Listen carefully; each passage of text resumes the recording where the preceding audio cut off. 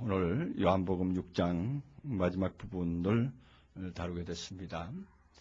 6장 이제 마지막 부분에서는 예수님께서 친히 살과 피에 대한 것을 증거하시고 그 이후에 이제 끝마무리하는 단계에서 여러 가지 말씀으로 증거를 하시는데, 우리가 잘 아는 바 살리는 것은 영이니 육은 무익하니라 하는 말씀도 오늘 이 본문에 나옵니다. 예수님께서는 자신이 바로 생명이고 자신이 바로 산떡이요 또한 살이고 피다 하는 것을 친히 증거하시고, 그 증거하신 그 말씀으로 인해서 사람들이 제자 중에 여럿이 듣고 말하되 이 말씀은 어렵도다 이렇게 말씀을 하게 됐습니다. 정말 이 말씀은 어렵고도 또 어려운 것입니다. 들을 수 있는 자만 들을 수 있습니다. 그래서 예수님께서 귀 있는 자만 들을지어다 하는 말씀을 복음서에서는 자주 등장을 합니다. 정말로 이 시대에도 귀 있는 자만 이 말씀을 들을 수가 있죠. 귀가 있다는 것은 바로 들을 귀 있는 자를 말하죠. 귀 없는 사람이 없죠. 다 귀는 있는데 오늘 말씀도 마찬가지입니다. 이 말씀은 어렵도다. 누가 들을 수 있느냐? 소리야 누구나 다 들을 수가 있죠. 말하는 소리는 누구나 다 들을 수가 있습니다. 그러나 그 소리를 깨닫지를 못하죠. 그 내용을 알지를 못하죠. 왜 그런가? 어렵기 때문이다. 그럽니다. 이 어렵도다 하는 이 말씀이 이 단단하도다 하는 이 의미를 또 가지고 있는데, 스콜레오스라고 하는 단어입니다. 스콜레오스라고 하는 이 단어는 단단하도다. 그리고 또 바울이 이 예수를 만났을 때 너희가 가시체 뒷발질하기가 너희에게 고생이다 이렇게 환상 중에 나타난 예수님께서 말씀하실 때에 고생이라고 하는 단어에서 역시 스콜레오스라고 말합니다. 스콜레오스를 말합니다. 그래서 이 가시체 뒷발질을 하는 것도 고생이다. 그리고 또한 강팍하다 이렇게 또 표현을 합니다. 강팍하다. 강팍한 말을 하다 하는 말을 유다서 1장 15절에서도 말하고 있는데, 강팍하다 하는 단어도 또 사용을 하고 있습니다. 그래서 이 어렵도다 하는 말이 제자들 중에서 하는 말이죠. 제자들 중에서 이 말을 합니다. 그래서 왜 이 말이 어려운가? 그것은 바로 그 앞부분에 예수님께서 내 살을 먹고 내 피를 마시지 아니하는 자는 하고 또 말하고, 내 살을 먹고 내 피를 마시는 자는 내 안에 거하고 나도 그 안에 거하리라 하는 말씀 때문에 그래요. 이 살을 먹고 피를 마신다 하는 것은 참으로 의미상으로 말하고 있는 건 사실입니다. 사실은. 근데 사람들도 다 의미로 받아들였을 겁니다.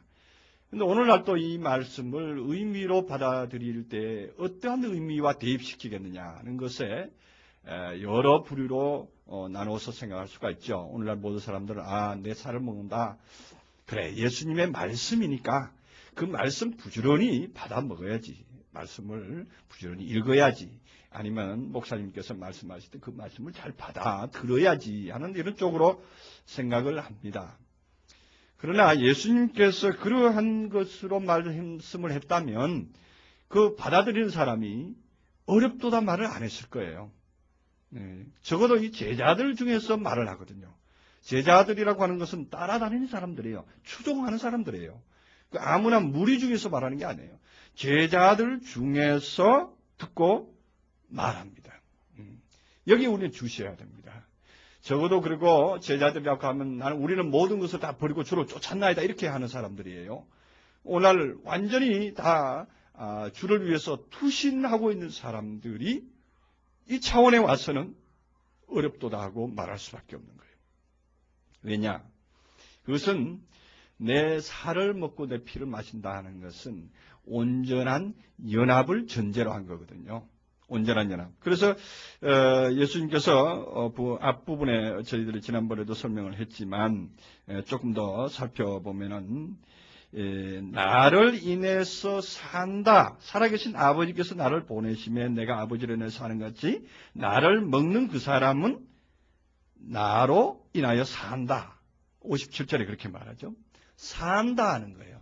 살 수가 있는 거예요. 다시 말해서 삶을 살 수 있는 것은 예수를 통해서만이 살 수가 있는데, 그래서 그 나를 먹는 그 사람을, 내 살을 먹고 내 피를 먹는 사람으로 분류하다가 이제는 나를 먹는 사람은 하고 말합니다. 그래서 나라고 하는 그 실존과 연합을 의미합니다. 이 완전한 연합의 과정에 들어가게 되면은 참으로 고민을 많이 하게 됩니다.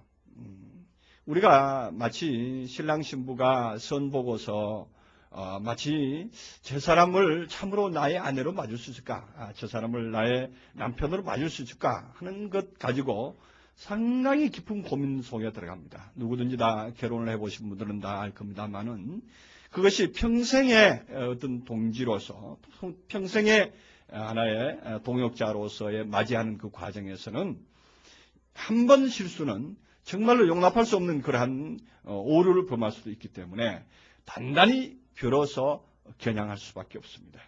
그래서 상대를 다시 한번 또 보고 또 뜯어볼 수 있는 기간이 바로 이 기간입니다. 이제 우리가 복음 안에서 온전히 연합하고 복음으로서 하나로 되어지기 위해서는 이 과정이 들어갑니다. 이 과정이 들어가서 요모조모 따지게 되는데, 따져볼 때에 참으로 예수라고 하는 사람은 보잘것없습니다. 보잘것없어요. 외모로는 정말로 고운 모양도 없고 풍채도 없다, 이렇게 말씀을 하고 있지 않습니까? 실제로 그러한 모양도 없고 풍채도 없는 그러한 분인데 외모로서는 우리가 갈 수가 없고 그와 연합할 수가 없는 상황입니다. 그렇지만 거기에서 무엇이 나오는가? 그래서 예수님은 그 뒤에 63절에 그렇게 말합니다. 살리는 것은 영이니 육은 무익하다. 그래서 살려내는 것은 영이다, 이렇게 말합니다. 그래서 그 영이 또 뭐냐?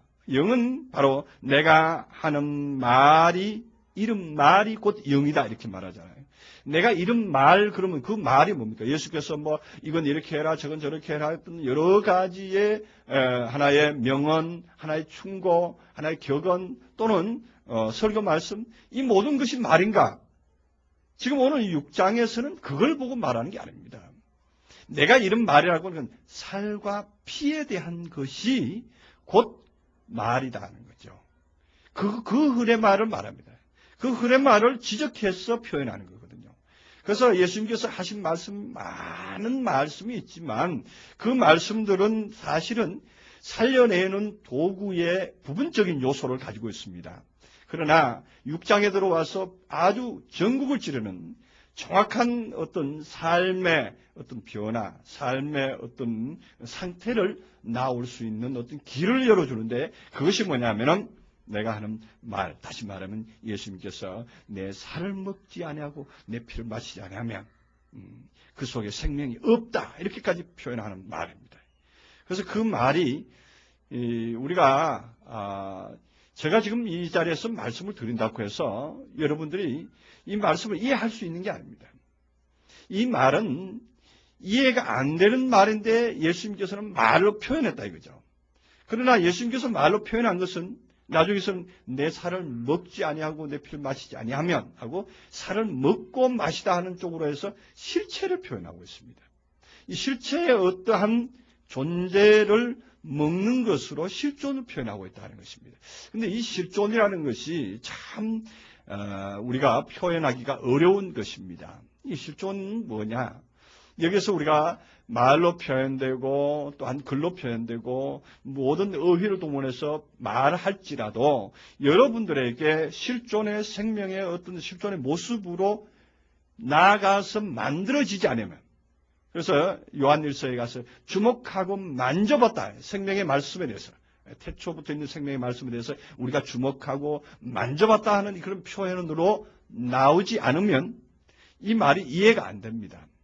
그렇기 때문에 이 말씀을 통해서 자신들이 다시 한번 살펴보고 다시 한번 재조명해서 그 말씀이 도대체 뜻하는 바가 뭔가, 뜻하는 바가 뭔가에서부터 추적해서 들어가서 나중에 그 말씀이 실존이 뭐를 말하고 있는가.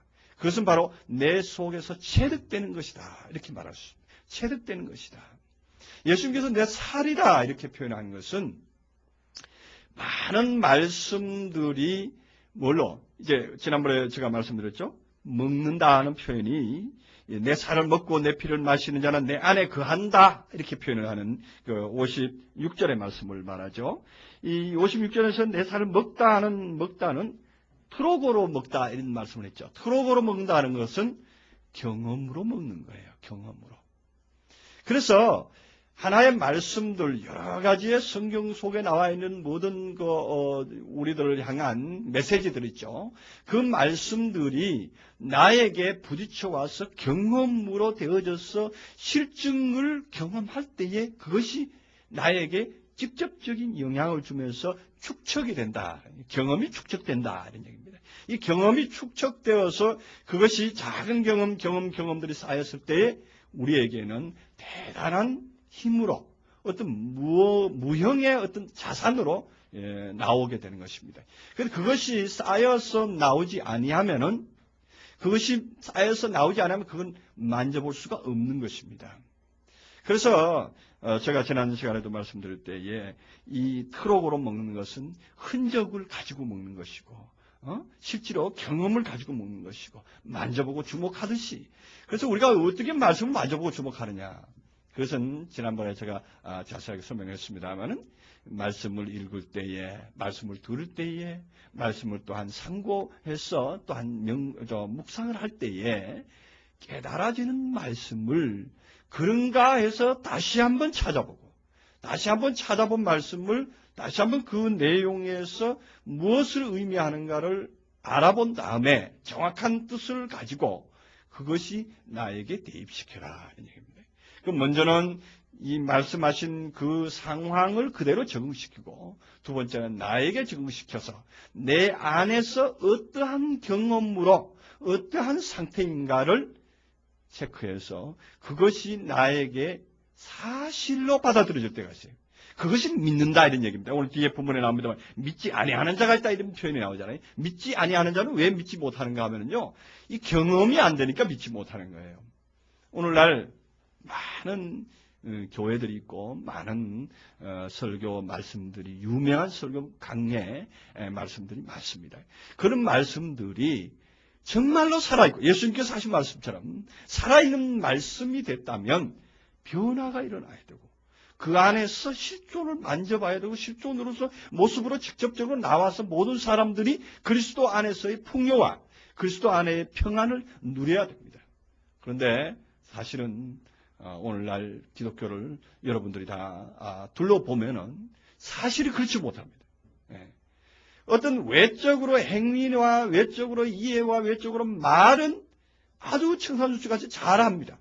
그리고 또한 행동도 어떤 면에서는 그렇게도 합니다. 그러나 그분의 내면에 들어가 보면은 불만투성이다 이거죠. 모든 것이 불만입니다. 모든 것이 만족이 없어요. 특히 그리스도인들은 정말로 회칠한 무덤과 같이 가려진 상태에서 덮어진 상태에서 우리 주님께서 모든 것을 다 해결해 주신다 믿기만 하지 사실 해결해 준 것이 하나도 없는데 해결해 준 것은 하나도 없더라 이거죠. 없는데도 평안하다 한단 말이죠. 왜 그러는가? 그것은 이론에 불과하기 때문이다. 그것은 또한 하나의 설득된 것, 우리가 생각으로 설득된 것밖에 없는 거예요. 하나의 우리 머릿속에 남아있는 것뿐이에요. 그러나 예수님께서 하시는 말씀은 거기서 차이가 있는 거예요. 만져보고 주목하게끔 하기 위해서 살이다, 피다 이렇게 말했던 거예요. 그래서 우리가 경험으로서 얻어진 모든 말씀의 재료들이 나에게 대입시켜서 내가 그 삶으로 사라지고 내가 그 삶의 상태로서 나와서 그것이 나에게서 이루어진 그 모든 경험들이 축적되었을 때에 피가 역사를 합니다. 그것이 생명으로 움직이게 한다 이거죠. 그것이 활력이 돼서 움직이게 합니다. 우리에게 새로운 메시지가 들어와서 그 메시지가 확실하게 내 경험이 되어지고 내 것이 되어서 소화가 될 때야 비로소 내가 활동할 수 있습니다. 그 활동할 수 있을 때 무엇이 역사를 하느냐? 그것은 또한 피가 활동을 하게끔 한다 이거죠. 우리 몸에 각종 음식물이 들어와서 그 음식물이 내 안에서 하나의 영양소로 역사를 하지만 그 역사하는 그 영양소가 어디 위장이나 간장 가운데 가만히 있으면 안 됩니다. 그것을 실어 나르는 피가 필요하죠. 실어 날라서 그 피가 온몸을 다 돌아서 골고루 필요한 부분에다가 공급돼서 실어 날라줄 때에 그것이 효과가 있는 거예요. 나타나는 거예요. 그 음식물 먹은 그 효과가 나타나는 것이고 그 음식물의 어떤 그 영양이 다시 말하면 힘이 하나의 작용할 수가 있는 것이죠. 그래서 피는 정말로 필요한 것이죠. 이걸 움직이게 하는 하나의 요소가 되는 것입니다. 그래서 그것은 바로 우리들 안에 있는 활동성이다. 이런 얘기입니다. 활동성. 피는 하나의 활동성이다. 이 피는 다시 말해서 우리 안에서 말씀을 움직이게 하는 활동성인데 그것은 하나님의 기운이다. 이렇게도 볼 수 있습니다. 그리고 우리 안에 역사하는 하나님의 생명의 어떤 공동체 안에서 역사하는 생명의 어떤 흐름, 생명의 어떤 파워. 그래서 많은 성도들이 함께 연합해서 한 뜻을 이루어 나갈 때에, 공동체로서 한 뜻을 이루어 나갈 때에 이 힘은 더 증가될 수가 있습니다. 그래서 외부에서 모처럼 낯선 사람이 들어온다고 하더라도 그 사람이 이 생명의 말씀에 경험되고 체득되기만 하면은 자기도 모르게 그 파워에 의해서 같이 흡수돼서 자기도 모르게 한 덩어리로 사역의 길로 들어가는 것을 볼 수가 있습니다. 그것은 바로 하나의 생명력의 움직임이며 피의 역사로 말미암아서 이루어진다. 이렇게 말할 수가 있습니다. 그래서 본문에 다시 들어가면은 제자 중에 여럿이 듣고 말하되 이 말씀 어렵도 누가 들을 수 있느냐인데 예수께서 스스로 제자들이 이 말씀에 대하여 수군거린 줄 아시고 수군거린다. 제자들이 수군거리죠. 제자들이. 여기에 등장하는 사람들은 무리가 아닙니다. 이제 제자들입니다. 이 제자들이 이 수군거린다 하는 단어도요. 이 공기조라고 하는 단어인데 이 공기조라는 단어는 수군수군하는 것도 수군거리지만 수군수군하는 것은 무슨 뜻으로 수군거립니까? 자기하고 의견이 맞지 않으니까 수군거리는 거예요. 그 다시 말하면 원망으로까지 나옵니다. 이게 이제 고린도서에 가보면은 저희들이 원망하다가 뭐 몇만이 죽었나니 하는 말씀이 거기에 나옵니다. 거기도 공기조하고 나옵니다. 그래서 수군거리다 아니고 원망하다 이런 얘기입니다. 그래서 주님께 원망하는 겁니다. 왜냐? 왜 원망이 나오느냐? 예수님께서는 이제 내 살을 먹고 나를 먹는 사람은 나와 하나 된다. 다시 말해서 나도 너 안에 거하고 그도 내 안에 거한다 하는 이런 말씀을 하니까 이건 정말 예수님과 우리 관계에서 어떤 별개의 어떤 개체를 이루어서 예수님은 대통령이 되고 자기네들은 다시 말해서 부하가 되고 아니면 장관급이 돼서 어떻게 삶을 살 수 있는 걸로 생각도 했었습니다. 그랬었는데 그게 아니라 이제는 하나 되자꾸까지 얘기하니까 하나 될 수 없는데 하나 되자꾸 하니까 그게 문제다 이거죠. 정말 어려운 거거든요. 오늘날 또 우리가 복음 안에서 자신의 견해 차이가 있습니다. 견해 차이 때문에 자신이 알고 있는 견해 차이가 있는데 이 견해 차이가 있는데도 불구하고 제시하는 복음은 또 다른 복음의 어떤 덩어리를 가지고 내놓으니까 도저히 그것과 이것과는 이게 연합되지 않는 걸로 본인은 알게 됩니다. 그렇기 때문에 원망이 나옵니다.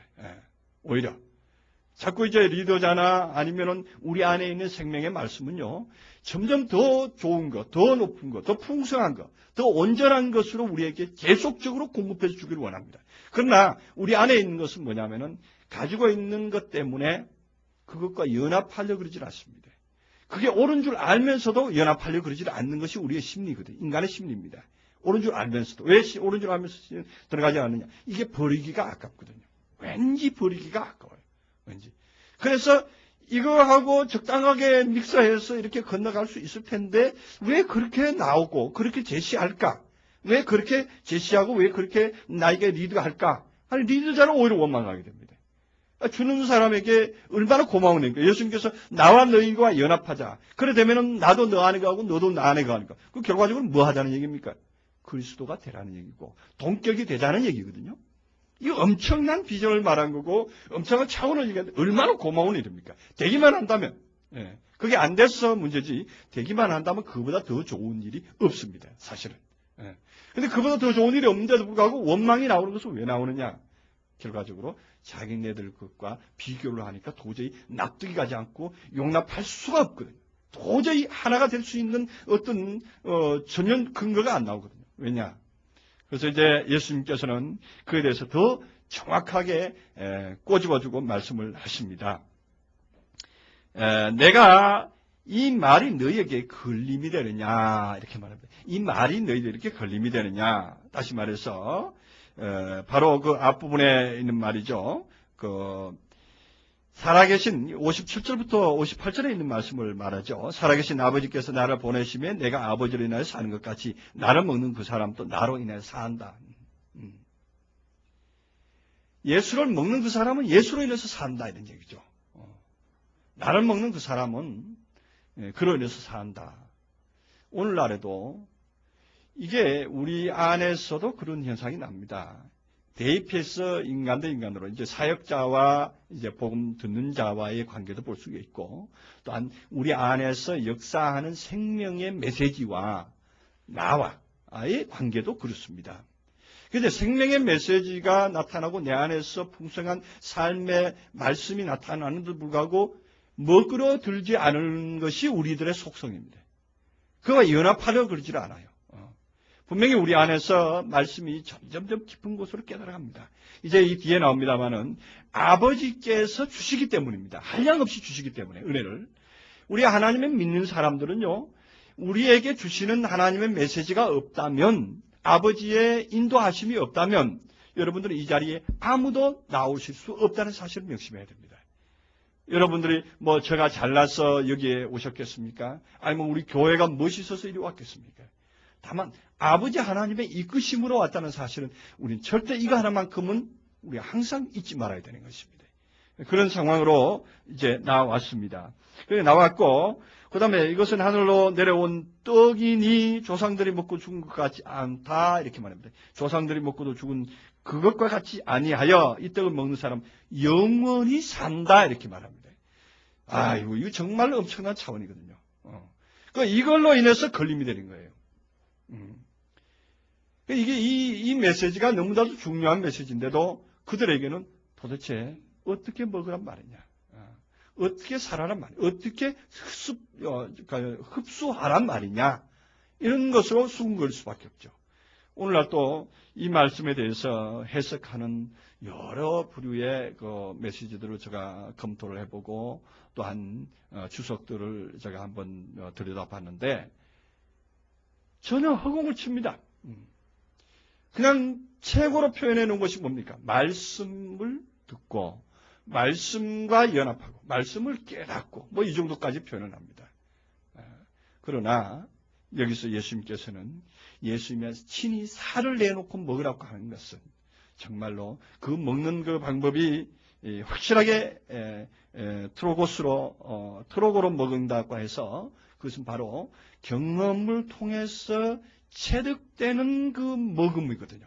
그것이 먹는 것이지, 그것이 아니고서는 먹는다는 표현을 쓸 수가 없을 정도의 아주 중요한 말씀인데, 이 제자들은 거기에까지도 아직 완벽하게 이해를 못했던 것입니다.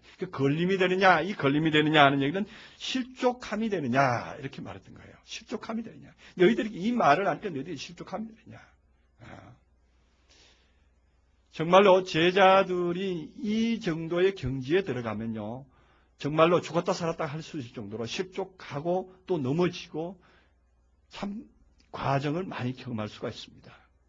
먼저 아마 여러분들께서도 때가 되면은 그러한 것을 경험할 때가 있을 겁니다.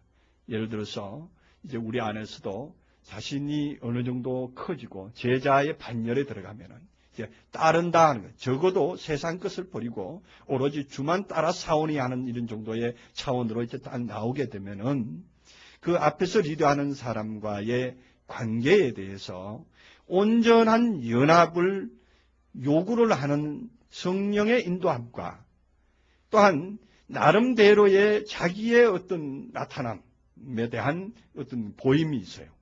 그렇게 해서 그를 떠나보냅니다. 이 계신 분을, 앞에 계신 분을 떠나보내는 그러한 차원까지 나옵니다. 그러다가 나중에 다시 죽고 거듭나니까 다시 연합하는 그런 상태가 나오는데, 그러한 것들이 우리 안에서 이루어질 때가 오면은요, 이 제자들이 지금 이 사건 이후에 이제 제자들과 예수님과의 거리가 점점 멀어지는 것을 우리는 볼 수가 있습니다. 멀어지는 그런 과정이 나옵니다. 그래서 이제 마가다락방에서 이제 마지막 만찬까지도 이제 쭉 해서 연결이 되어져 나가는데, 그 제자들과의 관계는 이제 그 한참 이제 다른 배경이 나오다가 이제 그 13장, 14장에 가서 예수님의 십자가에 못 박히는 그러한 상태, 만찬석의 그 사건, 뭐 이런 모든 것으로 해서 다시 또 어떤 마지막에 어떤 종지부를 찍고 그 이후에 가서 어떠한 헤어짐과 다시 또 만남의 어떤 상황으로 나오는데, 이것이 실제로도 있을 수가 있다고 생각합니다. 우리들 마음 안에서 우리가 실제적으로 이렇게 거리를 두고 뭐 하는 것이 아니에요. 우리 마음 안에서 그를 십자가에 내어주는 때가 있단 말이에요. 가룟 유다처럼 그를 내보내는 때가 있다는 거예요. 보내는 때가 있고 다시 그와 온전히 연합할 때가 있는 거예요. 그때는 언제냐? 자기가 커졌다는 거예요. 이미 판단할 수 있는 능력이 있는 거예요. 그래서 가룟 유다가 달리 가룟 유다가 아니에요. 자기가 이미 풍요해져 있기 때문에 그 가르치는 자와 그 어떤 나타난 모든 말씀들이 이제 째째해 보여요. 우리가 어렸을 때는 아버지가 굉장히 키가 크고 아버지가 굉장히 위대해 보여요. 그래서 아버지 말이라면 그냥 죽으라면 죽는 신임까지 하면서 따랐어요. 그런데 이제 철이 들고 나니까 아버지 말이 다 진실 같지는 않아요. 그렇게 보이고 사춘기를 만나는 애들은 아버지한테 심지어 반항까지 한단 말이죠. 우리가 어렸을 때 자라는 그 환경과 그리스도 안에서 자라는 거 똑같습니다. 이제 어느 정도 이제 말씀이 자라고 자기 안에 풍성한 것이 나타나면은 그에 대한 어떤 반발 내지는 판단할 수 있는 능력이 생기는 거예요. 그러다 보니까 그것은 상당히 좋은 것인데, 거기서 잘못 헷갈하게 해버리면 오늘 이 제자들이 많이 떠나가는 상황처럼 떠나가 버린 그런 상황이 나와요. 최종적으로 연합의 과정을 눈앞에 놓고 연합을 못하고 떠나가 버린. 오늘날 교회 안에서도 이런 일이 많이 있습니다. 이런 일은 성도와 사역자의 관계만 말하는 게 아니에요. 우리 안에서 그리스도의 나타남, 그리스도의 실존으로 보여진 내 안에서 말씀을 만질 수 있는 그러한 경지에까지 딱 와서 그것을 만지고 주목하고 할 수 있는 그 경지까지 들어왔는데도 그것을 만지려 하지 않고 자기의 아는 지식을 쫓아서 그것을 판단해버려, 눌러버린다고요. 그런데 우리가 말씀을 준비하거나 또한 우리가 모든 이 강해를 할 때에는 그리스도의 나타남의 역사, 그 속에서 하나의 참 말씀의 그 역사함을 따라서 나타나는 말씀과 또한 우리가 또한 준비하느라고 이제 어떤 그 문서를 보거나 아니면 참고 자료를 보거나 아니면 뭐 사전 종류를 보고서 터득된 그 자료와 이게 쌍충될 때가 있습니다. 부딪힐 때가 있다 이거죠. 그 부딪힐 때 우리는 어느 것을 택하는가 하면요. 우리가 어렸을 때는, 저 역시도 그렇습니다. 어렸을 때는 오히려 이론 쪽을 택했습니다. 오히려 자료, 참고 자료 또는 사전 쪽에 가지고 있는 그 어떤 내용들을 택하게 됐죠. 그러나 그것이 한계가 있다는 것을 얼마 전에서야 우리가 알게 됩니다. 이제 잘하고 나면 그걸 알게 됩니다. 그것은 어느 정도까지는 사람이 만든, 책도 사람이 만들었고, 사전도 사실은 우리가 사전에 우리가 속지 말아야 될 것은 사전 종류가 다 원문이 있으면 원문을 해석을 일방적으로 해놓고 그 해석한 단어를 사전으로 따로 뽑아놓은 것이 사전이다는 얘기죠. 다시 말해서 사전을 먼저 만들어 놓고 문장을 만드는 것이 아니라, 그래서 그렇기 때문에 우리는 사전을 맹신해서 안 된다는 얘기죠. 그래서 오늘도 우리 그런 단어들이 몇 단어 나옵니다만은 한번 여러분들이 사전에서 말하는 것이 맞는가, 제가 말씀하는 게 맞는가 한번 또한 테스트 해보시기 바랍니다. 자, 그래서 예수님께서는 수군거린 줄 아시고 걸림이 되느냐 하고 물으면서 엉뚱하게 62절에서 내가 그러면 너희가 인자가 이전 있던 곳으로 올라가는 것을 볼 것 같으면 어찌하려느냐 이렇게 묻습니다. 이 질문이 도대체 여기 앞에 있는 말씀을 이해 못하는 사람에게 이 질문이 이해를 하겠느냐 이런 얘기죠. 이미 앞에서 살과 피에 대해서 증거하고 있는 예수님의 말씀에 대해서 벌써 거기에서 걸림이 되어 있는 사람에게 인자가 이전 있던 곳으로 올라간다면 너희는 어떻게 하겠느냐 이렇게 말합니다. 이 표현이 참으로 더 어려운 말씀으로 또 만들어내는 것 같습니다. 그러나 예수님께서 하신 말씀을 우리가 좀 더 구체적으로 볼 필요가 있습니다. 인자가 이전 있던 곳으로 하는데 이 이전이라는 단어가 프로테로스입니다. 이 프로테로스라고 하는 것이 시간적으로 이전이라는 개념보다도 프로는 이제 앞에 있다는 차원이죠. 테로스는 텔로스로 볼 수가 있습니다. 텔로스. 네. 앞에 있는 열매. 근데 이 프로테로스를 모든 그 사전에서는 그냥 먼저 이전, 먼저 옛적 아니면 또 에베소서 같은 경우 구습 이렇게 풀었습니다. 구습이라고 이렇게 풀었는데 물론 뭐 어휘에서는 뭐 그 문장에 따라서 채용할 수가 있겠지만 오늘 이 본문에서는 이전이라고 하기보다는 프로텔로스로 있던 곳으로 간다면 이렇게 프로텔로스라는 건 열매죠. 텔로스는 열매니까 그 앞서 있는 열매로 되는 것을 올라가는 것을 너희들이 볼 것 같으면 어찌하겠느냐 이런 얘기죠. 그래서 열매를 어디서 보게 됩니까? 누가 보는 겁니까? 제자들이 보는 거거든요.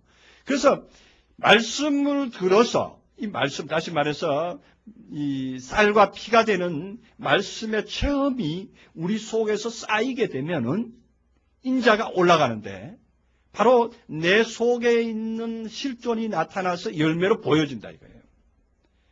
그래서 예수님이 뭐 인자가 올라가서 구름 타고 올라가고 뭐 이런 것을 너희들이 볼 것 같으면 어떻게 하냐 이게 아닙니다. 너희 속에서 목도할 것이다 이런 얘기죠.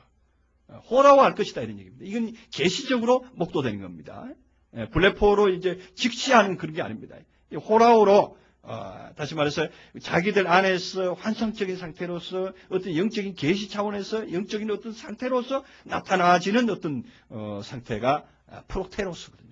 이 프로테로스의 어떤 상태로 내가 다시 말하면 이 호로고스가 더 나아가서 살과 피의 실존이 나타나서 너희 안에서 딱 올라와지면, 붕 떠지면, 가라앉았던 것이 딱 이렇게 보여지면, 나타나면 이런 뜻입니다. 그래서 기약의 이름은 그의 나타남을 보이리라는 그 히브리서의 말씀도 그런 말씀이죠. 기약의 이름은 나타나는 그 어떤 상태가 자기 안에서 보여지면은 너희들이 어떻게 하겠느냐.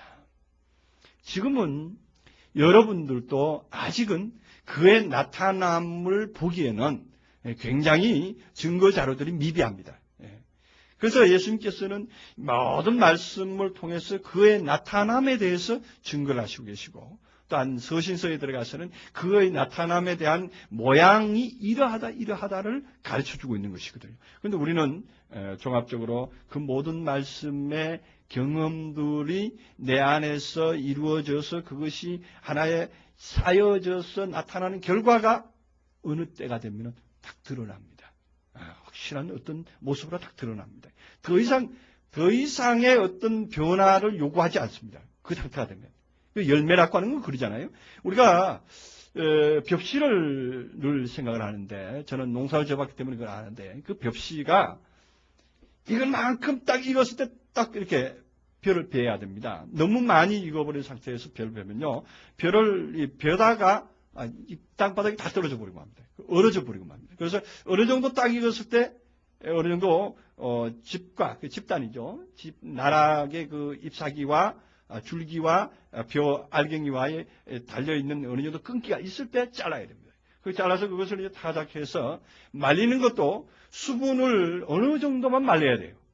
더 이상 바싹 말라버리면 안 되는 거예요.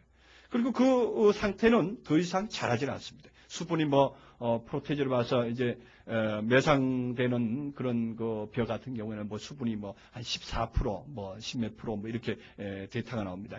그 정도의 수분 함량, 그 이제 딱 찔러봐가지고 수분 그 측량기가 있습니다. 그 수분이 어느 정도 있다는 것이 이제 찔러봐서 그 나오는 양 가지고 이제 점수를 매기죠. 이제 1등급, 2등급, 3등급 이렇게 점수를 매기는데, 그래서 이제 그러한 그 수분의 양이 적당할 때는 더 이상 자라질 않죠. 딱 정체된 상태에 있는 것이죠. 그런데 그 열매가 진정한 열매죠. 그 열매는 이제는 어디로 갑니까? 심어질 수가 있습니다. 그 열매는. 언제든지 어디에든지 이제 심기만 하면, 땅에다 심기만 하면 이제 날 수 있는 그러한 완전한 그 열매들을 보고 프로테로스다. 이렇게 말할 수가 있습니다. 자, 그래서 그렇게 되면은 어찌하겠느냐.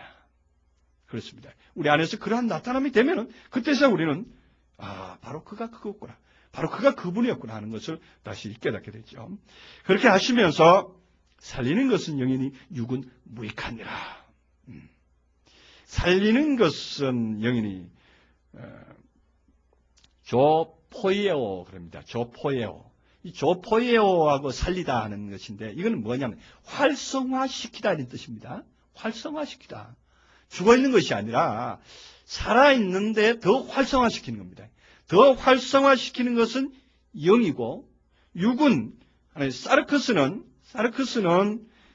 하나의 아무 유익이 없다 이런 얘기입니다. 다시 말해서 살리는 사역은 살리게 하는 활성화시키는 사역은 영이고 그 다음에 육적인 사역은 아무 유익이 없다 이런 얘기입니다. 육적인 사역. 다시 말하면 생명으로 영적인 삶으로 살아나가는 그러한 메시지는 실질적으로 유익이 이루어서 실질적으로 더 활성화돼서 엄청난 차원으로 일으켜질 수가 있는데 이게 뭡니까? 영이다 이거죠. 영인데 이 영이 뭐냐면은 내가 너희들에게 이르는 말이 영이다 그러잖아요. 그래서 내가 너희들에게 이르는 말인데 예수님께서 하신 모든 말씀이 영이다 그런 뜻이 아니죠. 내가 너희들에게 이르는 말이라고는 이 국한된 표현입니다. 어디 흐레마라고 하는 표현이 이 표현이 자주 쓰는 표현이 아닙니다. 이 로고스도 아닙니다. 이 흐레마라고 하는 것은 정말로 예수님께서 자기를 풀어서 이 자기라고 하는 나라고 하는 것을 풀어가지고 뭘로 줬습니까? 살이다, 피다 이렇게 표현했단 말이죠. 나라고 하는 걸 나를 먹어라 이렇게 얘기하면 될 텐데 나를 먹으라 그러지 않고 내 살을 먹어라, 내 피를 먹어라 이렇게 말했단 말이에요. 이게 풀어서 말하는 거예요. 이게 나라고 하는 존재를 하나로 말한다면 로고스다 이렇게 말할 수가 있습니다. 이 로고스를 흐레마로 풀어서 표현되는 것들입니다. 이 풀어서 표현된다는 얘기는 우리들이 이 프로텔로스의 차원으로 들어가는 과정에서 있어지는 잔잔한 소재들입니다. 소재들. 그 소재들이 축적되어 있는 것이 그것이 뭐냐? 이르는 말이다 말이죠. 그 이르는 하나의 실존의 어떤 생명력을 던져질 때에 그것은 활력이 됩니다. 생명을 더 활성화시킵니다. 활성화. 이 활성화시킬 수 있는 것은 바로 영인데 영이라고 하는 것이 다 이제 언어만 표현하는 게 아니다 이런 얘기를 제가 강조하는 것입니다. 그래서 내가 이름 말이라고 하는 흐레마는 바로 예수님께서 풀어서 자신의 몸을 풀어서 하나하나 체험적으로 체득되게 먹여주는 그 자체가 뭐냐? 활성화시키는 일이다 이런 얘기죠. 활성화시키는 일이요. 그것이 바로 푸뉴마다. 푸뉴마야 하는 일이 그거다 이런 얘기예요. 푸뉴마는 다시 말해서 오늘날 우리들이 뭐 영이다, 영체다, 뭐 영의 역사다, 뭐 성령의 역사다 이렇게 흔히들 말을 많이 쓰는데 그런 것은 어떤 영의 뭐 역사함, 뭐 영적으로 신적으로 어떤 활동함 이런 표현이 아니에요. 예수님께서 이 영에 대한 정의를 여기서 내려주는 거예요.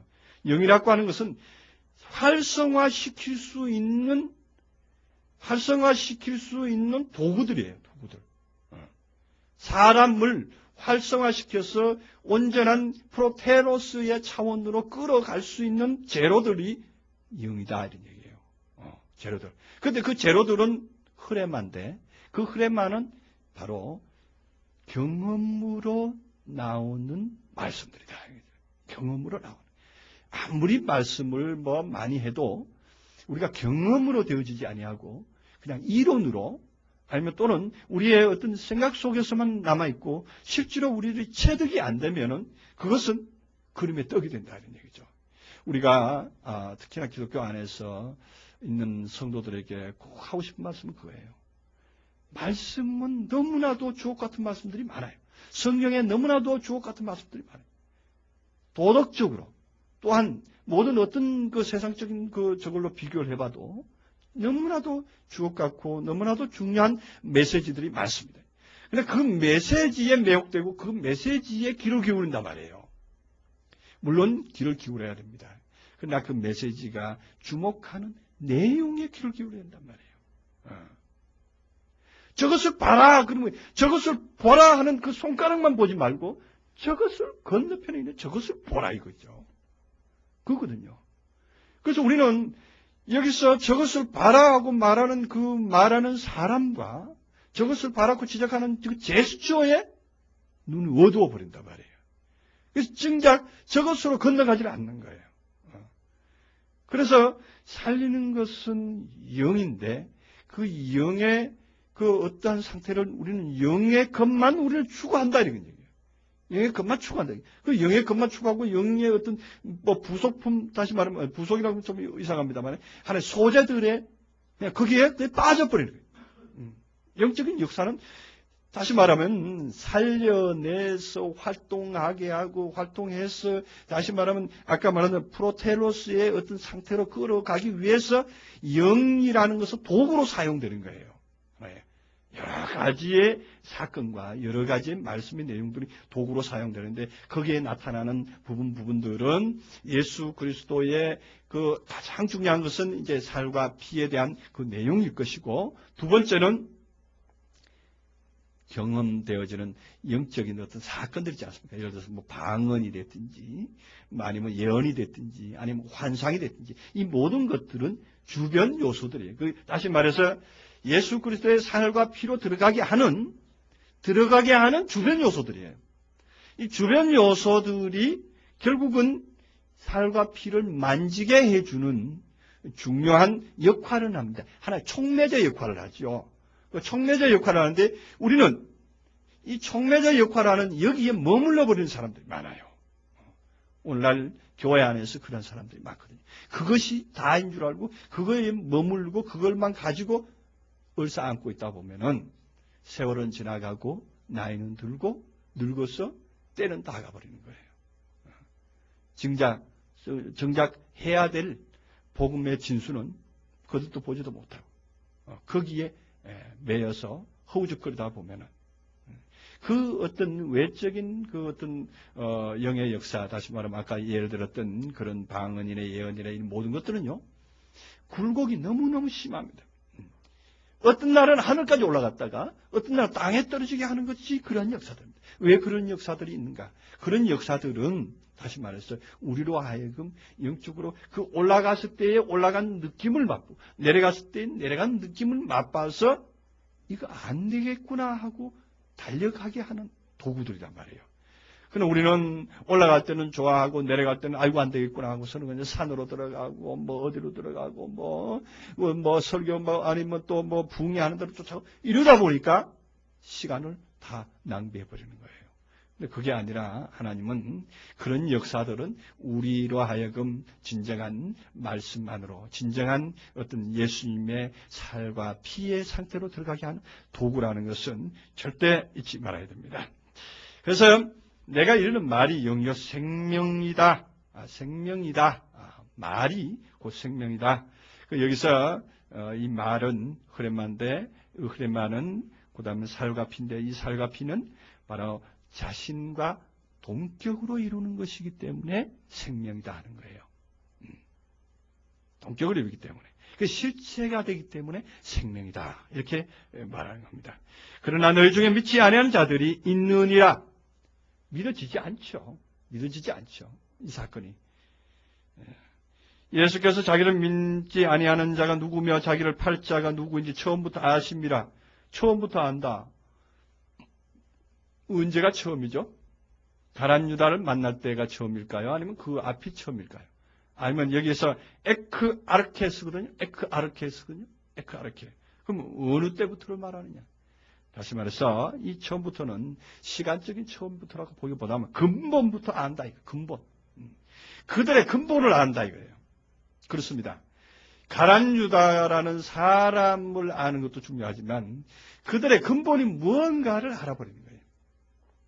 그렇습니다. 오늘날 우리 안에서 복음으로서 나아져서 복음으로서 나오는 우리들의 상태와 또한 이 복음으로서 나오는 어떤 상태에 나아가기 위해서 준비 단계에 있는 사람과 또한 그것이 아닌 전혀 다른 각도에 있는 사람들은 무엇이 다릅니까? 근본이 달라요.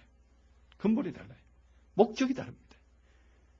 저는 요 근래에 세상에 있는 사람들과 요즘 대화를 조금 해보는 과정에서 참으로 많은 것을 깨닫습니다.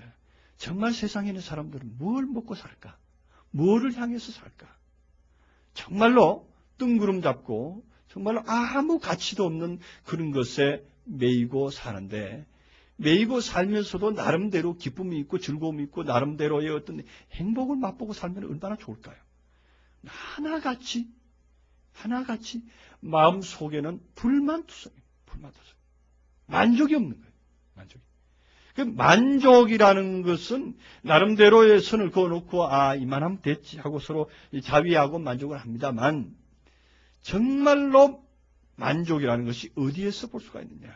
정말로 만족은 몸과 영과 혼이 전부가 다 일체로 만족됐을 때 만족이 있는 거예요.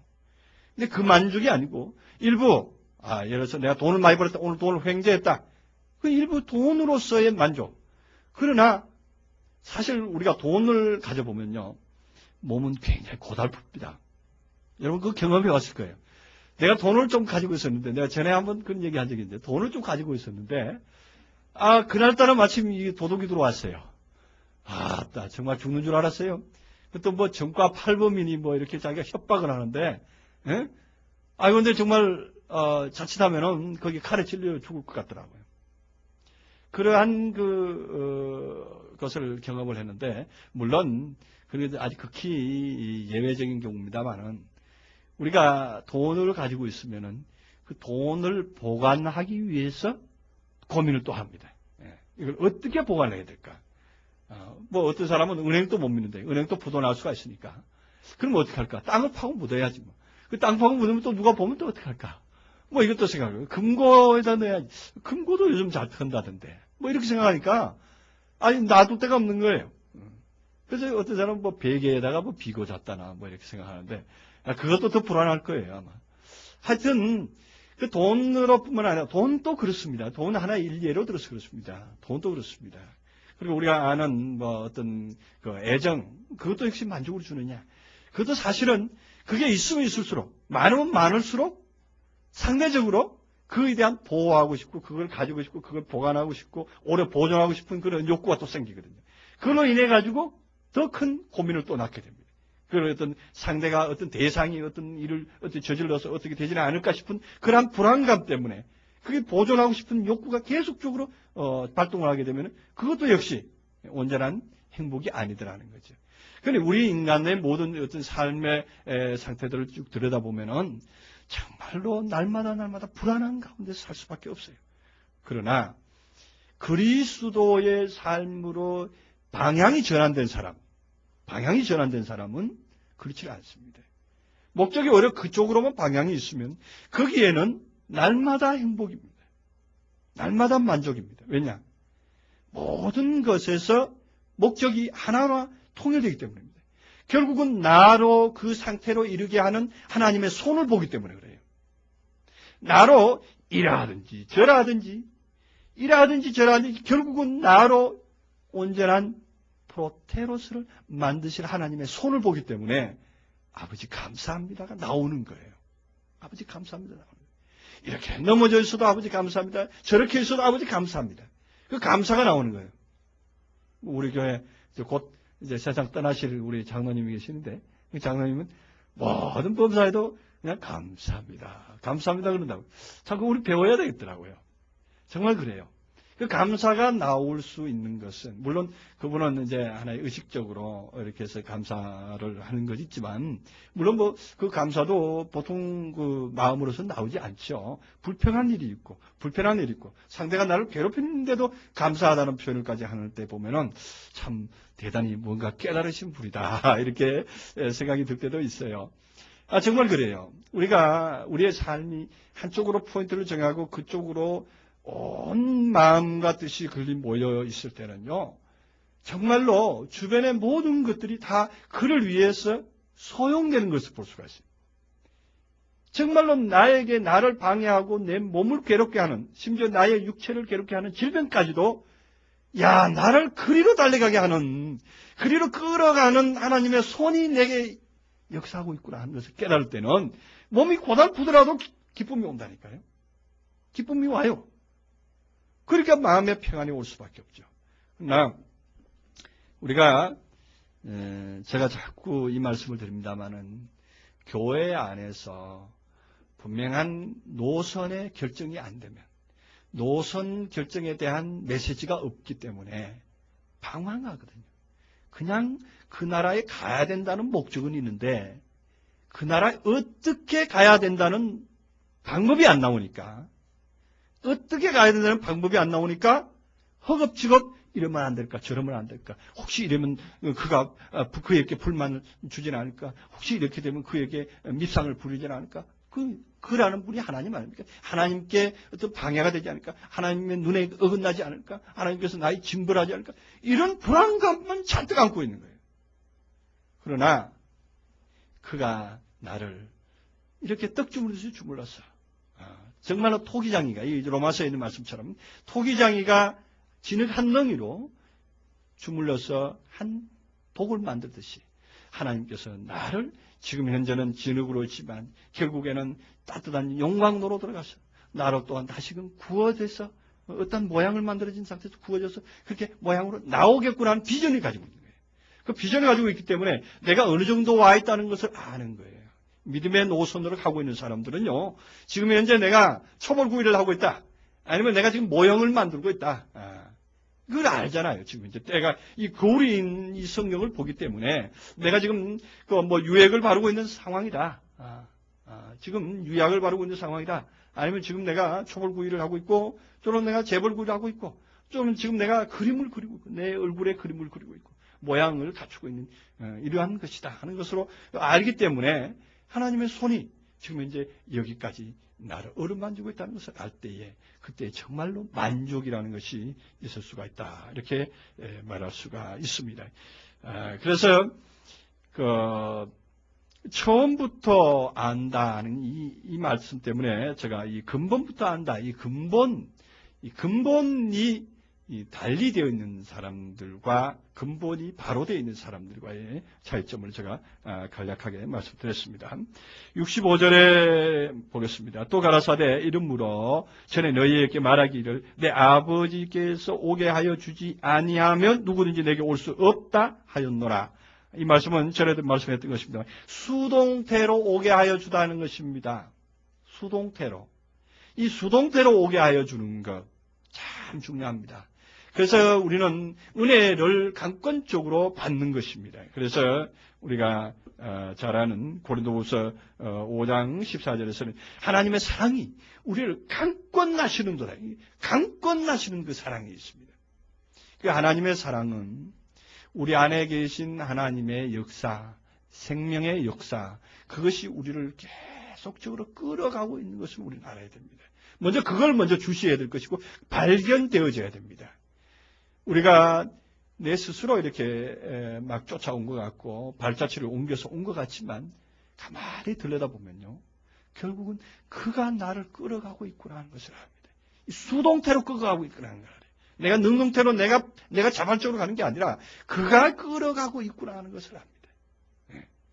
그래서 그가 끌어가는 데에서는 많은 사람들을 동원해서 주변에 있는 사람을 동원시키고 또한 리더하는 목사님을 동원시켜서 나를 이렇게 강권적으로 끌어가시는구나 하는 것을 깨닫게 되는데, 그가 누구냐? 아버지라는 분이에요. 아버지. 우리는 이게 아버지에 대해서 지난 시간에 설명했습니다만, 이 아버지라는 분이 별도로 우리 육신의 아버지처럼 어떤 실존이 있어서 그 아버지라고 하는 게 아니라, 그 아버지가 본래의 나의 근본이잖아요. 나의 근본 씨잖아요.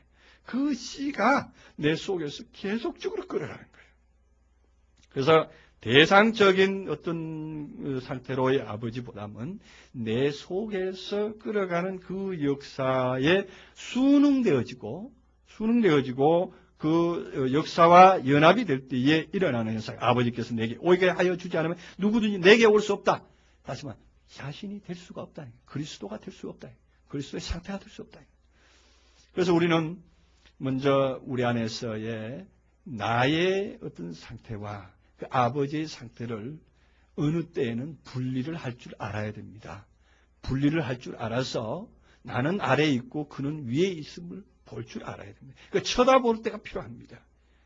쳐다보고 어린아이가 아버지의 말에 순종 잘하고 효도하고 복종 잘 되는 어린아이들은 나중에 커서도 보면 굉장히 훌륭하게 되는 것을 볼 수가 있습니다.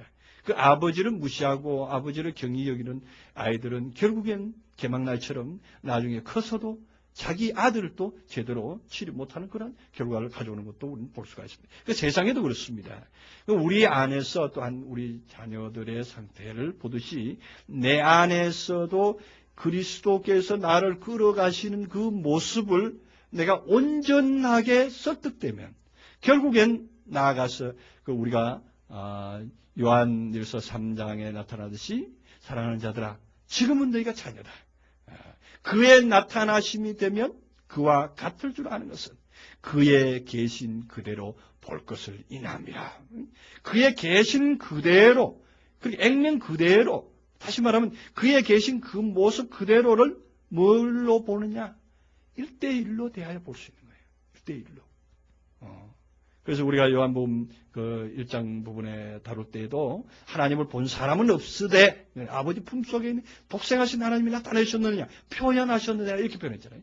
그 독생하신 하나님이 그를 마주 볼 수 있게끔 해주는 거예요. 우리가 그 아버지의 상태를 계속적으로 주시하고 그를 따라갔을 때는 그와 같은 모습으로 나올 수가 있지만 그의 목적을 잊어버리고 그 상태를 잊어버리고 우리는 우리 갈 길로 갔다가는 결국 그를 보지 못하고 말입니다. 그걸 못 보고 말이죠. 다른 아버지를, 다른 모습을 찾아가고 말게 되겠죠. 그래서 내게 올 수 없다 하노라 하시니라. 그러므로 제자 중에 많이 물러가고 다시는 그와 함께 다니지 아니하더라. 그렇게 말합니다. 이 말씀 때문에 그러죠. 아버지께서 이끌어주지 않아요. 그래서 그 속에 아버지라고 하는 프로테로스의 씨, 그 씨의 본성의 포인트를 향해서 목적을 정하고 있지 않은 사람들은 꼬리를 내릴 수밖에 없어요. 감출 수밖에 없어요. 이 상태는 오늘날 또 나타나게 되어 있습니다. 그래서 실존을 향해서 자신들이 직접적으로 대시해서 그 목표를 향해서 계속적으로 주시해서 나아가는 사람은 자기 안에서 변화가 이루어지면서 자기 안에서 그러한 모습으로 점차 업그레이드 되겠지만 그렇지 않는 사람들은 분명하게 여기서 갈라집니다. 갈라져서 어떻게 되느냐. 이제 함께 다니지 못하는데 물러갔다. 이 물러갔다 하는 말씀이 참 재미있습니다. 그래서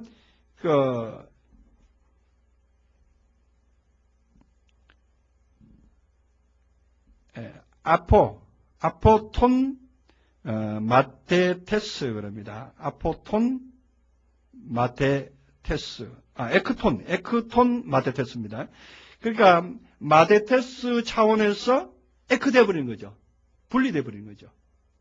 에크테스 그러니까 마테테스 그 제자 차원에서 뒤로 들어가 버린 거예요. 뒤로 물러가 버린 거예요. 그러니까 오히려 백고 돼버리는 이런 상태죠. 그래서 제자 차원으로까지 왔다가도 오히려 뒤로 물러가는데 이 뒤로 물러가는 것이 참으로 안타까운 일이긴 합니다만 이것도 하나의 과정이겠죠. 그래서 그와 함께 다니지 않아요. 동행하지 못하죠. 그 이상이 그 이하가 되면은 더 이상은 이제는 동행이 안 됩니다. 봉행이 안 되죠. 67절에 예수께서 12 제자에게 이르시되 너희도 가려느냐 그럽니다. 너희도 가려느냐 하는 말씀이 뭐냐면 휘파고 하겠느냐. 휘파겐이거든요. 휘파겐은 아래로 휘파고 아래로 내려가겠느냐 이렇겠죠. 이제 수준 이상으로 올라왔다가 수준 아래로 내려가겠느냐 이런 얘기입니다. 너희도 가겠느냐. 가려느냐 하는 얘기는 뭐 어디 도망가려느냐 이런 차원이 아니에요. 그리고 이 단어 하나하나가 쓰임 용례를 본다면 휘파고 하겠느냐. 다시 너희들 다운되겠느냐. 오히려 수준 아래로 떨어지겠느냐. 이렇게 시몬 베드로가 대답하되 주여 영생의 말씀이 계심에 우리가 네게로 가오리까. 영원한 생명의 말씀이 계심에 우리가 네게로 가오리까. 시몬 베드로가 말하죠. 시몬 베드로가. 그 들으시는 바위죠. 들으시는 바위. 바위가 들리는 거예요. 바위가 소리를 듣는 거예요. 바위가 소리를 듣는 거죠. 이제 돌이 소리치리라 이런 말씀도 있죠. 이 돌들도 떡덩이 되게 하리라. 그 다 표현들이 그런 겁니다. 그래서 또 세례 요한이 이 돌들도 하나님의 자손이 되게 하지 못할 줄 아느냐. 돌 그 나옵니다. 그래서 그 말을 들을 줄 아는 사람이 시몬 베드로예요. 하나님의 말씀을 들을 줄 아는 사람이 돌 같은 인생이지만 딱딱한 인생이지만 하나님의 말씀을 들을 줄 아는 사람은 영원한 생명의 말씀이 계시며 우리는 처음에 다 돌짝밭에 뿌려진 씨앗들과 같아서 우리는 마음이 딱딱하고 단단합니다. 이제 말씀이 들어와서 조금씩 깨어지기 시작하고 녹아지기 시작하는 거죠. 그렇게 해서 결국은 시몬 베드로가 나중에는 다른 이름을 가지죠. 바요나 시모나 그렇게 바요나 시모나 그 요나의 아들로 이제 나옵니다. 바요나가 이제 요나의 아들이죠. 요나의 아들 시모나 이렇게 또 듣는 요나 이런 식으로 또 이름이 또 바뀌는 것을 볼 수가 있습니다. 우리가 주는 하나님의 거룩하신 자이신 줄 믿고 알았사옵나이다. 하나님의 거룩하신 자인 줄 믿고 알았사옵나이다. 믿고 알았다 하는 게 기노스코였다 이런 얘기입니다. 알다 하는 얘기가. 믿고 알다가 이게 기노스코라 하는 것은 완전한 연합이죠. 연합이고 동침이라는 차원까지도 이제 번역할 수 있는 그러한 단어로 나오는 이 기노스코입니다. 그래서 이 아는 것은 믿음이 있고 알게 되는 거예요. 이런 믿음은 어떠한 믿음이라고 보겠습니다. 아까 제가 설명한 대로 말한다면 이러한 믿음은 체득된 믿음입니다. 이제 신뢰하다, 의뢰하다 이런 게 이제 어휘적으로서는 그 피스티스라고 이렇게 쓰고 있지만 이 문장 안에서는 굉장한 믿음입니다. 이게 어떠한 믿음이냐? 자기 안에서 체득되고 경험이 되어졌기 때문에 이게 안 믿을래 안 믿을 수가 없는 거예요. 이게 실존이고 나니까. 자기를 안 믿는 사람 누가 있어요? 자기가 되어진 과거를 버릴 사람 누가 있습니까? 그건 내 거 아니다 이렇게 부인할 사람 누가 있어요? 부인해본 대로 부인이 됩니까 그게? 자기가 걸어온 과거가 분명한데 나의 과거요. 자기가 뭐 잘나게 걸어왔든 못나게 걸어왔든지 개막나게 걸어왔든지 자기 과거는 자기잖아요. 그죠? 그 자기 모습이잖아요. 그래서 자기 모습으로 나와 있는 그 믿음이 확고하게 딱 됐을 때에 뭐라고 보느냐 하면 거룩하신 자다. 거룩한 자다. 성결된 자다. 다시 말해서 우리 안에서 나타난 그리스도의 그 표현을 자기가 이게 바로 거룩하구나. 이게 바로 순결하구나. 온전하구나.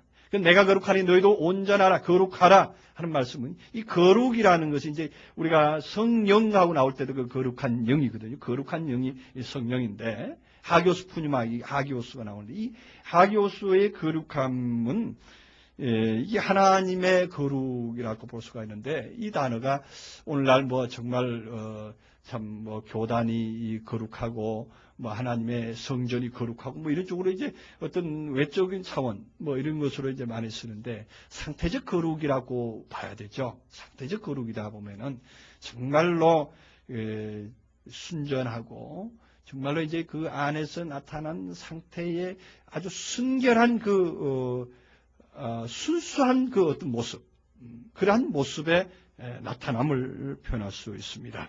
거룩하신 자인 줄 믿고 알았사옵나이다. 기노스코 합니다. 예수께서 대답하시되 내가 너희 12를 택하지 않았느냐. 그러나 너희 중에 한 사람은 마귀다. 12를 택했는데 그 중에 하나는 마귀다. 12를 택했다. 이렇게 말하죠. 이 12는 역시 탈바꿈돼야 될 대상들이다 이런 얘기죠. 탈바꿈 다시 한번 탈바꿈 돼야 될 대상들을 택하지 아니었느냐. 그러나 너희 중에 한 사람은 이 마귀다. 하나는 한 사람은 하고 말하지 않습니다. 하나는 마귀다. 그러니까 12의 이게 탈바꿈되는 과정에서 나오는 하나의 어떠한 부분들이죠. 그 부분들은 이 디아블로스적인 차원을 하는 거예요. 디아블로스적으로. 이 디아블로스적으로 한다는 얘기는 그 사타나스와는 구분되죠. 사탄과는 구분이 되는 디아블로스인데, 이거는 이제 어떤 다른 것으로 내놓는 거죠. 방해하고 해방하는 것이 아니라 다른 것으로 이렇게 내놓아서 유도해 나가는 겁니다. 결과적으로 바꿔치기 하기도 하고, 하나의 꾀를 내기도 하고, 뭐 이렇게 하는 그러한 것입니다. 이 말씀은 가롯 시몬의 아들 유다를 가리키십니다. 저는 12 중에 하나로 예수를 팔자더라. 그리고 이제 이 유다가 나오는데, 이 가롯인 유다인데, 이 가롯이 뭐냐면은요, 구약 히브리어 377번 이시는 남자죠. 남자 더하기 카르야라고 하는 그 단어인데, 이 카르야는 마을이라는 단어입니다. 남자들의 마을. 그것이 가롯이에요. 이 남자들의 마을에 있는 유다예요. 예. 남자들의 마을에서 듣는 유다, 이렇게 볼 수 있죠. 듣는 유다. 이 아들이라는 단어는 없습니다.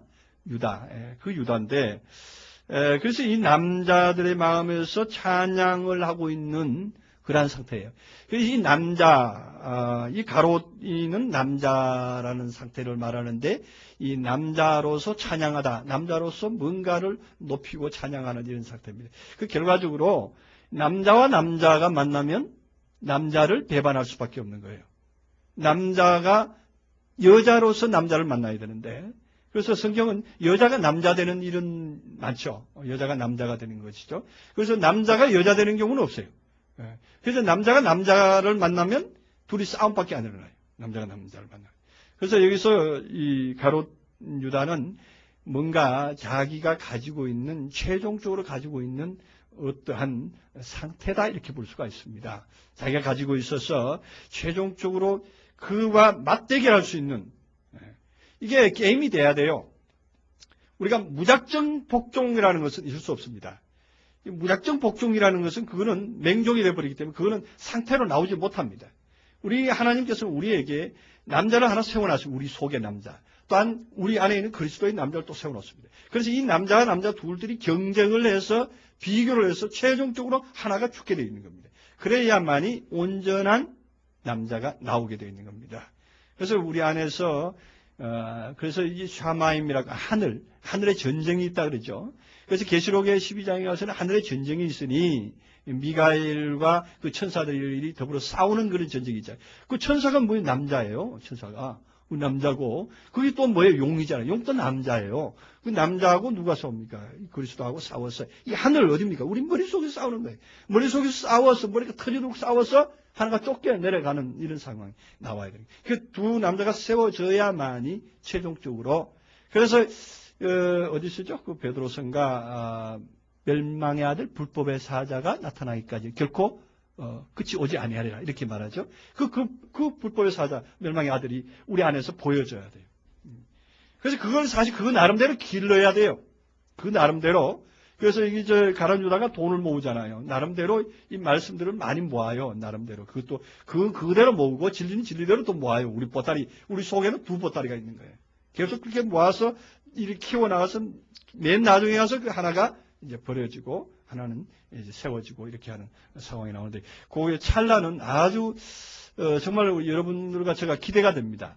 저희가도 아직 이제 어렴풋이 열려져 있지만 때가 돼야 열리는 걸 저는 봅니다. 저는 그래서 미리 이렇게 말씀을 못 드립니다. 왜냐하면은 지금 말씀드렸던 것이 그때 가서 조금 상황이 바뀌어질 수가 있기 때문입니다. 그래서 이제 가룟 유다 사건은 그때 가서 다시 제가 또 말씀을 또 드리겠지만 아주 흥미진진하리라고 봅니다. 내면의 상태로서 발전되고 내면의 상태로서 이게 이때까지 외면에 있었던 모든 사건으로 해서 나왔습니다. 그게 이제 내면의 상태로서 엮어지고 내면의 상태 내 안에서 이루어지는 사건으로 이렇게 분석이 될 때는요, 그것이 해석이 돼서 여러분들과 같이 교감을 하게 될 때는 아주 풍성한 어떤 보석을 캘 수 있는 그러한 날이 오지 않을까 저는 상당히 기대가 됩니다. 그래서 요한복음 강의는 계속적으로 이렇게 진행을 하면서 점점점 더 강도가 진해지면서 또 하나님의 깊은 이치가 보여지는 것을 볼 때에 저나 여러분과 같이 만족을 하는 귀한 시간이 되리라고 기대합니다. 이상 마치겠습니다. 기도하시겠습니다. 사랑하신 주님 감사합니다. 오늘처럼 귀한 말씀을 통해서 우리가 또한 은혜 받게 하시니 감사합니다. 우리가 참으로 세상의 말씀들, 우리가 배우는 바 이론들이 하나의 우리를 주장하고 우리를 또한 생명의 말씀으로 또한 이끄는 줄 알았지만 우리 속에서 체득되어서 살과 피로서 경험되어지지 않으면 그것도 또한 우리 안에서는 하나의 이론이 될 수밖에 없습니다. 우리에게 주신 말씀들이 우리 안에서 온전히 체득되기 위해서는 그 말씀들이 살과 피로서 다가올 수 있도록 하나님께서는 구성하셨고 우리에게 납득할 만한 증거들을 주셨습니다. 우리에게 주신 이 납득할 만한 증거들이 하나도 땅에 떨어지지 아니하여서 우리 안에 온전히 기록되고 온전히 우리가 간직한 바 되고 그것들이 믿음으로 쌓여져서 결국에는 온전한 생명체로 나올 수 있도록 축복하여 주시옵소서. 이 모든 말씀 주 예수